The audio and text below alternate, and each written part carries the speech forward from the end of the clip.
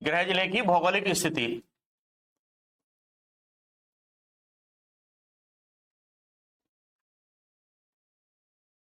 तो यदि आपको जनरल क्वेश्चन यदि आपसे पूछे जाते हैं तो वो क्या क्या बन सकते हैं। ज्योग्राफी के स्टूडेंट से तो यानी कि सीधे सीधे डायरेक्ट क्वेश्चन बनने ही है, लेकिन आपसे भी यानी कि पूछ लेते हैं तो आप मना नहीं कर सकते कि साहब नहीं नहीं ये आपने क्या राग अलाप दिया। भाई आप जिले के हैं तो जिले की आपको यानी कि क्या होना चाहिए, भौगोलिक यानी कि जानकारी होनी चाहिए, भौगोलिक आपको परिचय आपका जानकारी में आना चाहिए। तो इसमें क्या क्या बिंदु आएंगे। तो सबसे पहले आपकी स्थिति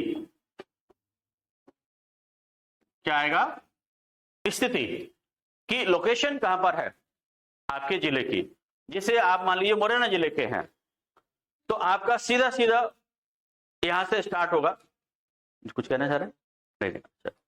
यदि आप मुरैना जिले के हैं तो आपका सीधा सीधा एक शुरुआत कहां से करेंगे कि मध्य प्रदेश के सबसे उत्तर में स्थित, क्योंकि नॉर्दर्न पॉइंट जो है ना आपका एमपी का कहां पर है, मुरैना जिले में है। जो चंबल नदी है ना, चंबल नदी पर रहने के पॉइंट है हमारा, क्योंकि इधर एमपी और उधर राजस्थान है। तो क्या मध्य प्रदेश के सबसे उत्तर में स्थित जिला मुरैना, ठीक है। तो ये स्थिति, फिर उसके बाद आप बताएंगे कि इसकी सीमाएं मध्य प्रदेश मतलब आपके मुरैना जिले की सीमाएं राजस्थान और उत्तर प्रदेश से लगती हैं। साथ ही इसके यानी कि मध्य प्रदेश के भिंड और कौन कौन से जिले, श्योपुर और ग्वालियर जिले से सीमाएं लगती हैं। तो ये स्थिति आपने बता दी। अब ये आपका जनरल उसमें आ जाएगा। अब ज्योग्राफी में कैसे चला जाएगा, स्पेसिफिक हो जाएगा। वहां पर स्पेसिफिक कैसे हो जाएगा कि उस स्टूडेंट को क्या करना पड़ेगा, यहां पर देशांतर और अक्षांतर, अक्षांश लैटिट्यूड और लॉन्गिट्यूड, उसको स्थिति बताना पड़ेगी।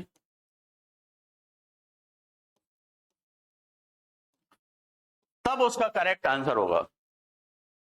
आपके लिए ये जरूरी नहीं है, सिर्फ ज्योग्राफी वाले स्टूडेंट को तभी करेक्ट नहीं किया जाएगा, पूरा माना जाएगा आंसर कि उसने किया है कि यदि वो अक्षांश रेखाओं देशांतर रेखाओं की स्थिति बताएगा, ठीक है। और आपको सिर्फ इतना परिचय देना, मतलब ये बताना है कि यदि आपकी किसी भी दूसरे स्टेट से सीमाएं टच कर रही हैं तो वो आपको बताना है, और आसपास के जिलों की सीमाएं बतानी है, बस इतना आपको स्थिति में आ जाएगा, ठीक है। चलिए अब इसका आपका एरिया कितना है वो भी आपसे पूछा जा सकता है। तो हर जिले का अपना अपना एरिया होता है, और इसमें ये भी दो फैक्ट आप ध्यान दे लीजिएगा कि एरिया कितना है और एमपी के एरिया में उसका परसेंट कितना है, समझ रहे ना, कि एमपी के एरिया का परसेंट कितना है। देखिए जिन जिलों के मैंने वीडियो डाले हैं उनमें सारे में मैंने बता दिया है कि एरिया इतना ही है, और इस मतलब मध्य प्रदेश के इस जिले का एमपी के एरिया में इतना यानी कि भाग है, ठीक है, परसेंटेज वाइज, ठीक है। इसके बाद आपका जो इसमें आएगा क्या, इसके बाद इसकी जलवायु क्या जाती है, जलवायु। तो हर जिले की एक क्लाइमेटिकल अपनी स्थिति होती है, तो वो आपको अपने जिले के अकॉर्डिंग बताना है। जैसे कोई इंदौर का है तो वो यानी कि इंदौर का, उज्जैन का, देवास का लगभग एक जैसा क्लाइमेट होगा, क्योंकि मालवा का एरिया है वो सम जलवायु वाला है। और यदि आपके चंबल का कोई है तो वो एक जैसा ही लगभग होगा, जैसा भिंड का है वैसे मुरैना का है, लगभग उसी टाइप का ग्वालियर का, उसी टाइप का श्योपुर का होगा। यानी कि यहां पर कैसी जलवायु है, क्यों भाई, इस एरिया की कैसी जलवायु है, मैं चर्चा कर चुका हूं आपसे।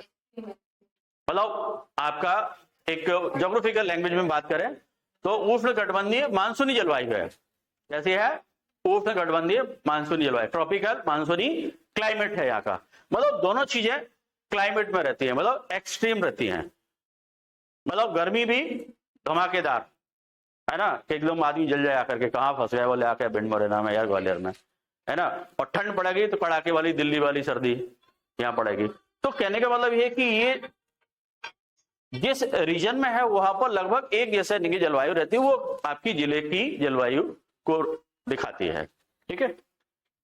तो यहां पर आपका जलवायु का टाइप कैसी है वो, फिर आपका वर्षा है ना। यदि हम बात करें वर्षा में तो आपका जैसे भिंड है, तो भिंड जिले में यानी कि मध्य प्रदेश की सबसे कम वर्षा होती है। अब यदि और स्पेसिफिक हो जाएंगे वो, कि वो आपसे पूछ लेंगे कि भिंड जिले में भी वर्षा सबसे कम कहां होती है। हाँ, गोहद में भी आपका मऊ तहसील में, मऊ का एरिया है ना, गोहद में भी पर्टिकुलर, मतलब बहुत स्पेसिफिक उस एरिया में बहुत कम वर्षा होती है।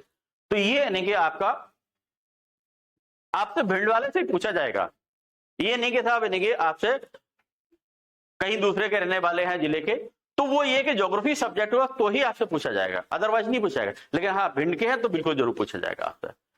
और पड़ोस के यदि मुरैना के हैं, ग्वालियर के, तो भी पूछ सकते हैं, क्योंकि वो आपके आसपास के जिलों की जानकारी आपको होनी चाहिए। ठीक है।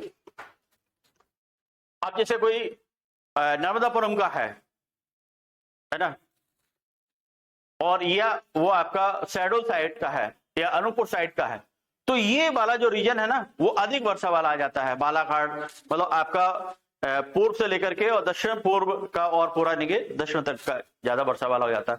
पश्चिमी एरिया है कम वर्षा वाला हो जाता है। तो उसी पैटर्न पर यानी कि वर्षा से रिलेटेड क्वेश्चन पूछे जाएंगे। इसके बाद आपका तापमान, टेम्परेचर के बारे में आपसे चर्चा हो सकती है, मोटी मोटी चर्चाएं होंगी। ठीक है, चलिए। अब इसके बाद मिट्टी, तो आपको के जिले में जिस प्रकार की मिट्टी है वो उस पर चर्चा हो सकती है। पूछ लिया उन्होंने कि भाई आपके इंदौर में किस प्रकार की मिट्टी पाई जाती है, तो आप अंदाजा भी लगा सकते हैं, क्योंकि आपको पता है कि मालवा एरिया है, काली मिट्टी का क्षेत्र है, तो निश्चित तौर पर यानी कि और मालवा में काली मिट्टी होती है तो इंदौर में भी काली मिट्टी होगी। मान लीजिए आप ग्वालियर के हैं, तो आपको पता है कि ग्वालियर चंबल रीजन में या एलुवियल सॉइल पाई जाती है, जलोढ़ मिट्टी पाई जाती है, तो यानी कि यहां पर भी क्या होगी, जलोढ़ मिट्टी होगी। तो कई बार क्या होता है कि हमारा थोड़ा सा अनुमान पर भी हमें आंसर दे सकते हैं, यदि बिल्कुल एग्जैक्ट नहीं मालूम है। क्यों? क्योंकि वो यानी कि आपको पता है कि इस रीजन में पूरे में ये है, तो वो रीजन से अलग तो डिस्ट्रिक्ट नहीं है, तो वहां पर नहीं उसी प्रकार की सॉइल होगी, पूछा जा सकता है, तो आप आंसर कर सकते हैं। यदि बघेलखंड में मान लीजिए आपका डिस्ट्रिक्ट है शहडोल है, तो शहडोल या जो आपका अनूपपुर है, उमरिया है ना, ये डिस्ट्रिक्ट आपके बघेलखंड के आते हैं। तो आपको मालूम है बघेलखंड में कैसी मिट्टी पाई जाती है, लाल पीली मिट्टी पाई जाती है, तो वहां पर भी यही मिट्टी होगी। तो इस टाइप से यानी कि आपको कई बार क्या होता है कि आंसर क्लू के बेसिस पर यानी कि अपने थोड़ा सा दिमाग लगा करके भी आंसर दे सकते हैं। अच्छा, अब मिट्टी है तो मिट्टी में फसलें पैदा होंगी,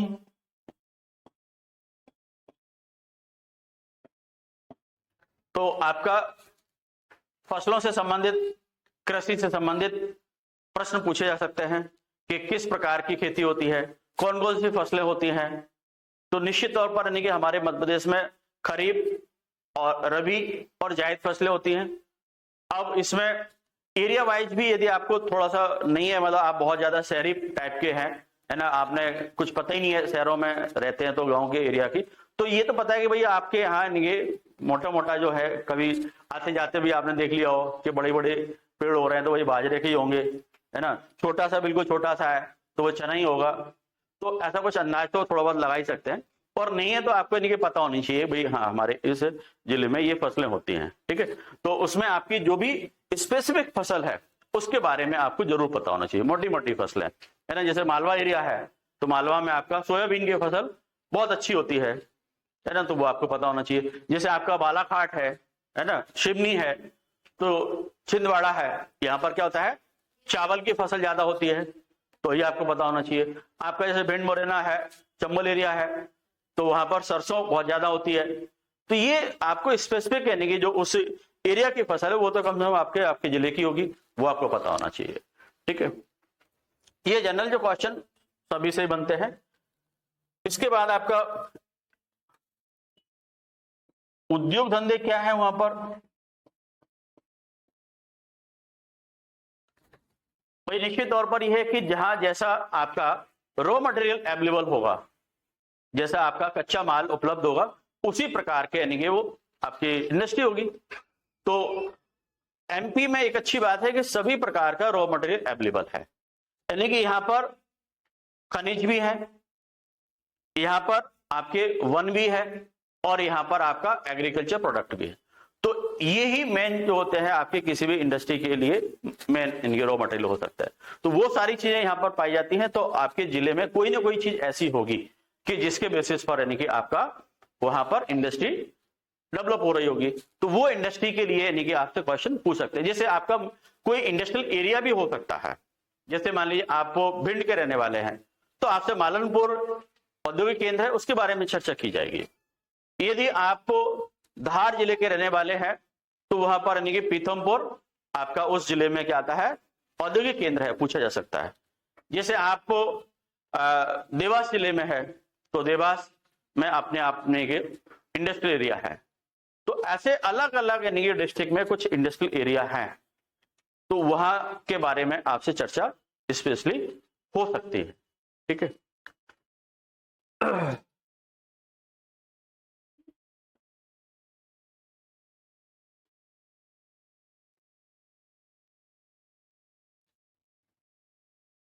अब आपके भौगोलिक उसमें एक चीज कवर करती है, वो आपका है खनिज।